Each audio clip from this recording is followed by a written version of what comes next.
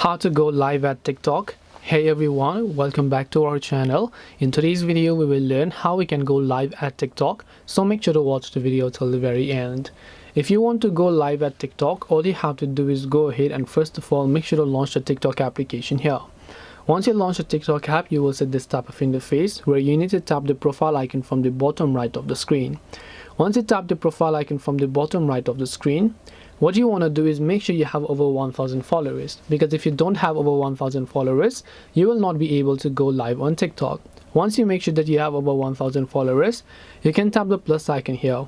In my case, you can only see two options called camera and templates, but if you are someone who has over 1,000 followers, you'll find one more option here known as live. So when you simply swipe to the right, you'll find the live option, and when you tap the live option, you should be able to find all those details and instructions on how to go live. This way you can go live at TikTok.